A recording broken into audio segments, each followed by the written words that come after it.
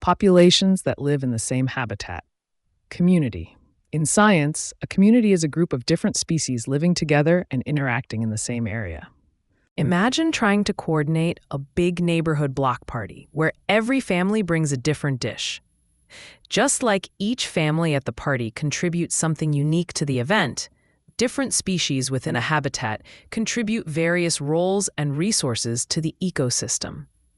Each family is like a different species, and their dishes represent the diverse roles and contributions they make to the community, ensuring the party or ecosystem is vibrant and functional.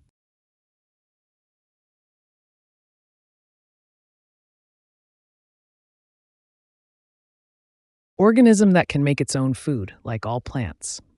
Producer. A producer is a living thing that makes its own food through processes like photosynthesis.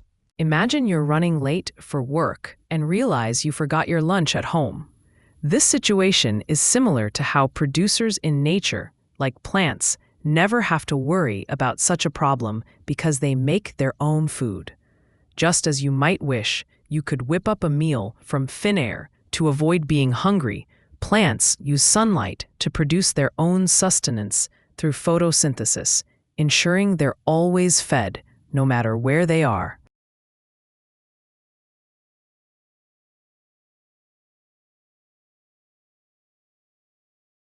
Unlike a plant, cannot make its own food.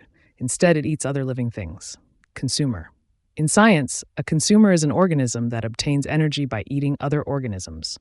Imagine you're trying to fix a broken appliance at home, but you lack the necessary tools. This situation is similar to the way some consumers in nature, such as animals, cannot produce their own food and must rely on eating other living organisms to obtain energy. Just as you need to borrow or buy tools to complete the repair, these consumers must borrow or acquire energy by consuming other plants or animals. In both scenarios, there is a dependency on external resources to fulfill a need. You need tools to fix your appliance, and consumers need other living things to obtain their energy.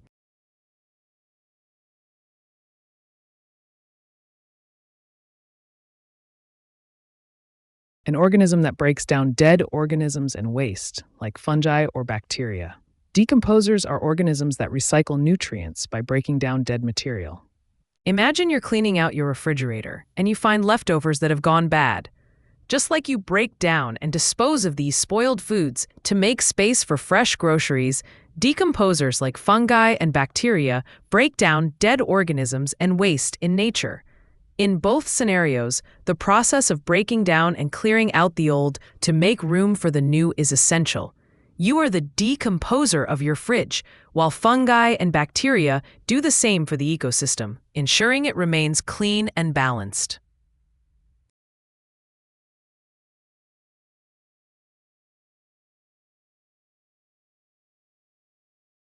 The number of individuals per unit of area. Population density. Population density measures how crowded or spread out individuals are in a specific area. Imagine you're at a crowded concert trying to find a spot to stand comfortably. Just like you're counting how many people are squeezed into a small section of the venue, scientists measure population density by counting how many individuals live in a specific area. The concept of population density is similar to your concert experience because both situations involve figuring out how many units, people or organisms, fit into a given space, concert section or geographical area, illustrating how crowded or spacious that area is.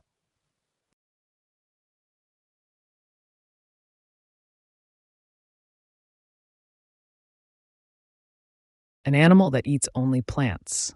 Herbivore. Herbivores are animals that get their energy and nutrients by consuming plants. Imagine trying to pick a meal at a restaurant where you only eat vegetarian dishes. This is similar to the dietary choices of a herbivore, an animal that eats only plants. Just as you navigate the menu to find plant-based options that fit your diet, a herbivore navigates its environment to find suitable plant foods. Both are selective processes focused on plant-based nourishment.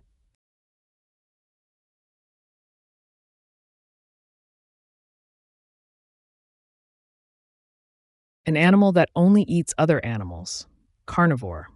A carnivore is an animal that predominantly consumes the flesh of other animals for its diet. Imagine you're at a party, and all the delicious party snacks are only desserts, but you really crave savory food.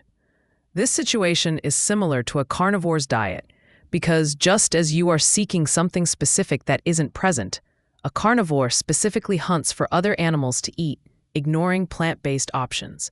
In this analogy, your craving for savory food represents the carnivore's need for meat, and the absence of savory snacks at the party mirrors how carnivores bypass plants in favor of animal prey to fulfill their dietary needs.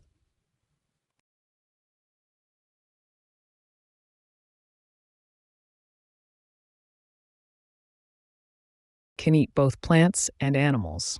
Omnivore. An omnivore is an animal that consumes both plants and animal matter as part of its diet. Imagine you're deciding what to have for dinner, and you're torn between ordering a vegetable stir-fry or a juicy steak. This dilemma is similar to how an omnivore operates, as it has the flexibility to choose between eating plants or animals, much like your choice between vegetarian or meat options. Just as you can enjoy both a salad and a steak in a single meal, an omnivore's diet includes both plant-based and animal-based foods, allowing it to thrive in a variety of environments and situations.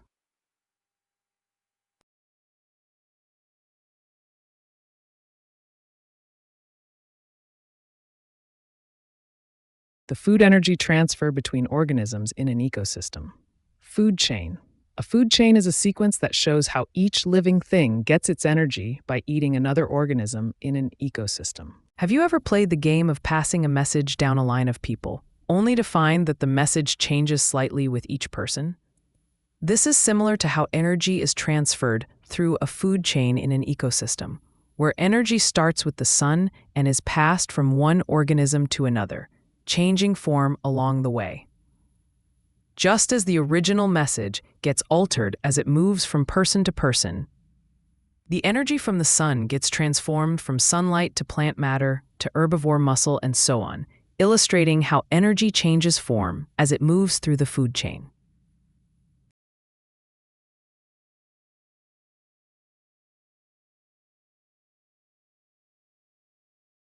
A model of overlapping food chains in an ecosystem. Food web.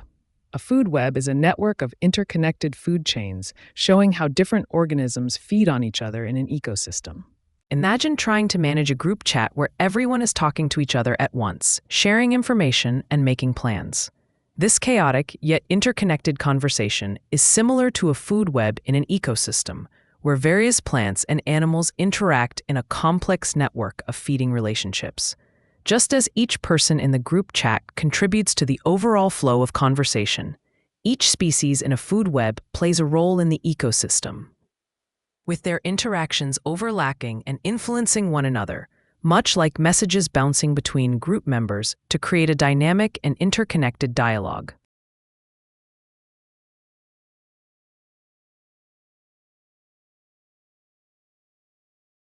The diagram of energy loss through a food chain. Energy pyramid. An energy pyramid is a graphical representation that shows how energy decreases as it flows through different levels of a food chain. Imagine you're trying to keep a series of candles lit in a windy room. Each candle represents a step in the process of energy transfer, where the wind is like the inefficiency in energy transfer within a food chain.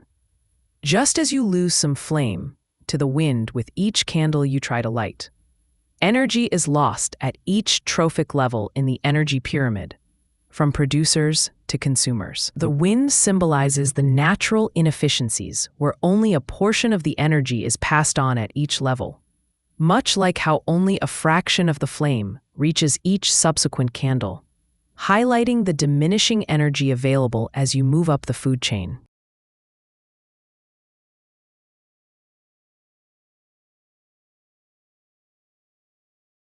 All the organisms of the same species living in the same area. Population. In science, a population is a group of the same species living together in one place. Imagine trying to manage a group chat where all your friends are discussing where to meet up for dinner. Just like how you need to coordinate with everyone in the chat to ensure everyone ends up at the same restaurant, A population consists of all the organisms of the same species living in the same area, interacting and functioning together. In this analogy, each friend in the group chat represents an individual organism. The group chat itself is the specific area they all inhabit, and their goal of meeting for dinner mirrors how populations interact and thrive within their ecosystem.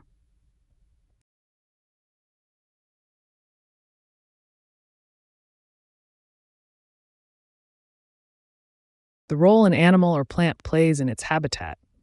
Niche.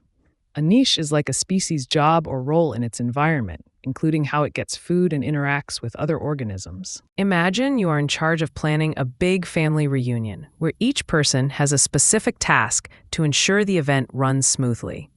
Just like every family member has a role, whether it's bringing food, organizing games, or setting up tables, every animal or plant in a habitat has a specific role, known as its niche. The connection here is that just as the success of the family reunion depends on everyone fulfilling their assigned duties, the balance and health of an ecosystem rely on each organism performing its unique role, such as pollinating plants, decomposing organic matter, or being a primary food source for others.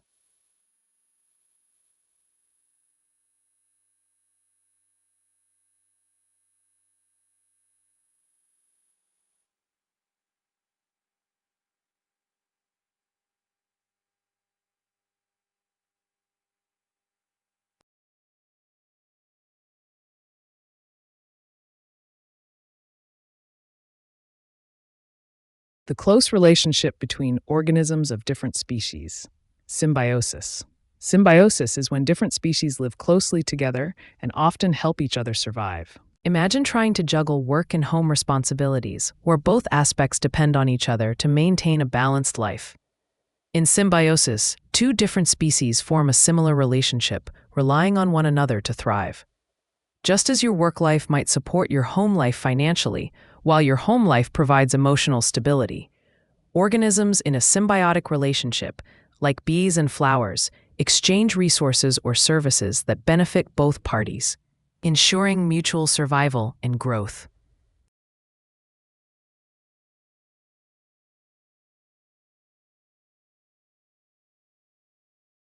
A symbiotic relationship between two species in which both benefit. Mutualism. Mutualism is when two different species help each other out and both gain benefits from their interaction. Imagine you and a friend are trying to carry a large, heavy couch up a flight of stairs. Just as your combined efforts make the task possible, mutualism in nature involves two species working together in a way that benefits both. In this analogy, you and your friend represent the two species, and the successful movement of the couch symbolizes the mutual benefits gained from your cooperation, illustrating how both parties are better off when they work together.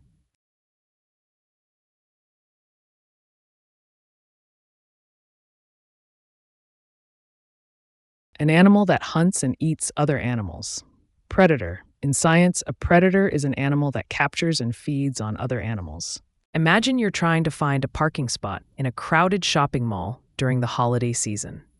Just like a predator scanning its environment for prey, you navigate the lanes, searching for an elusive open space to claim.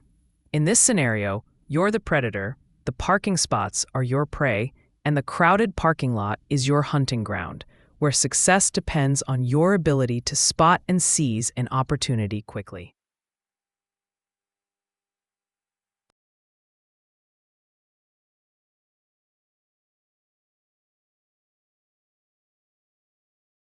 An animal hunted and eaten by a predator. Prey. In science, prey is an organism that is targeted and consumed by another organism, known as the predator, for food. Imagine you are at a busy buffet, trying to grab your favorite dish before it's all gone. Just like how you navigate the crowd and reach for the plate quickly before someone else snatches it, prey animals constantly have to be on the move, aware of predators ready to catch them. In both scenarios, there's a pursuit. In the buffet, it's your quest for food before others grab it, while in the wild, it's a predator's pursuit of prey, each striving to succeed in their environment.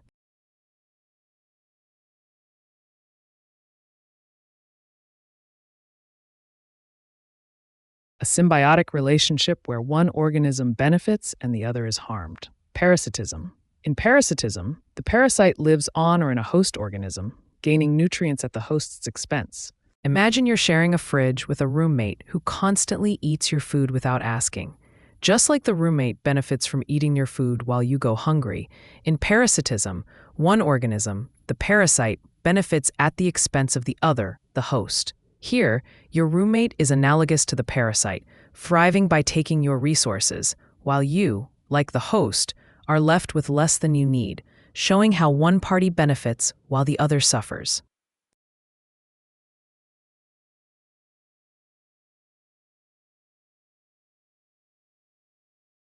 The gradual changes to communities in an ecosystem. Succession. Succession is the natural process where ecosystems change and develop over time. Trying to organize a messy room is a task many people face regularly. Just like tidying up involves gradual steps, starting with picking up clothes, then dusting surfaces, and finally arranging books, ecosystem succession involves gradual changes where one community of organisms slowly transitions into another. The connection is that both processes, whether organizing a room or ecological succession, involve a series of incremental changes that lead to a more stable and organized state over time, where each step builds upon the previous one to create a new order.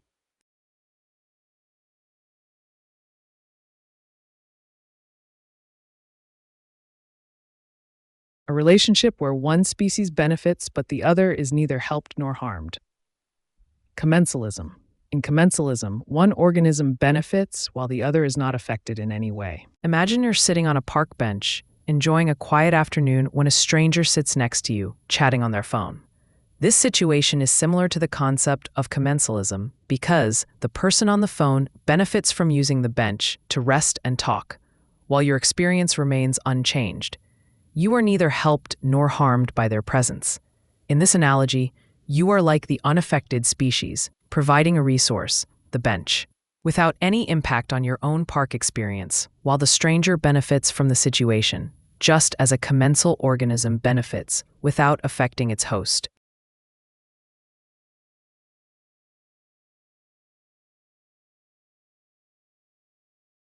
The struggle between two or more living things for the same limited resource. Competition. In science, competition is when animals or plants try to get the same food, space, or other resources they all need to survive. Imagine arriving late to a popular cafe only to find there's just one croissant left and multiple customers eyeing it. This situation is similar to the competition in nature, where organisms vie for limited resources such as food, water, or space. Just as you and other cafe patrons compete for that last croissant, living things in an ecosystem compete for limited resources, with each trying to ensure their own survival, much like securing that coveted pastry.